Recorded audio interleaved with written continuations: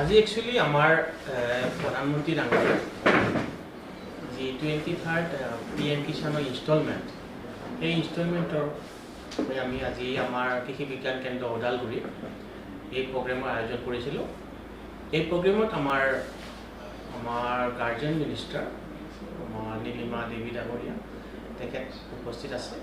লগতে জিলা প্ৰশাসনৰ পৰা আমাৰ additional district commissioner Kutum madam আমাৰ মাজত উপস্থিত আছে আৰু বিভিন্ন ডিপাৰ্টমেণ্টৰ যেনেকৈ জিলা কৃষি বিভাগ, এনিমেল ছেক্টৰ আৰু এই ডিষ্ট্ৰিক্টৰ মানে বিভিন্ন অঞ্চলৰ পৰা অহা খেতিয়কসকল কিছুমান আমাৰ যিসকলে এই PM কিষাণ বেনিফিচিয়াৰিজ তেওঁলোক উপস্থিত আছে। আৰু আমি সকলোৱে এই ভাৰ্চুৱেল যিটো ৱেবকাষ্টিং প্ৰগ্ৰেমটো আমি আজি আমাৰ কৃষি বিজ্ঞান কেন্দ্ৰত সকলোৱে একেলগে একগোট হৈ আমি তাক চালোঁ। আৰু আমাৰ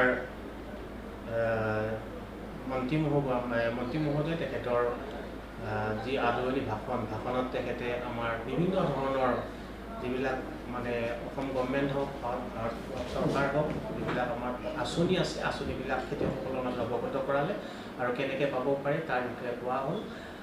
আৰু আমি খেতিয়কসকলৰ মাজত গোটেই ডিপাৰ্টমেণ্টৰ যিবিলাক আমাৰ হেড অফ দ্য ডিপাৰ্টমেণ্ট আছিলে তেখেতসকলে আমাৰ এই PM মহাশয়ৰ যিটো আমাৰ PM কিষাণ সেই যিখিনি আমাৰ তেওঁলোকৰ একাউণ্টত ডাইৰেক্ট ধনটো ডেবিট হয় তাক যাতে সুফল হিচাপ মানে ভাল ঠাইত তেওঁলোকে যাতে ব্যৱহাৰ কৰে আৰু ব্যৱহাৰ কৰি যাতে তেওঁলোকে নিজকে স্বাৱলম্বী কৰিব পাৰে তাৰে আশা কৰিছে সকলোৱে।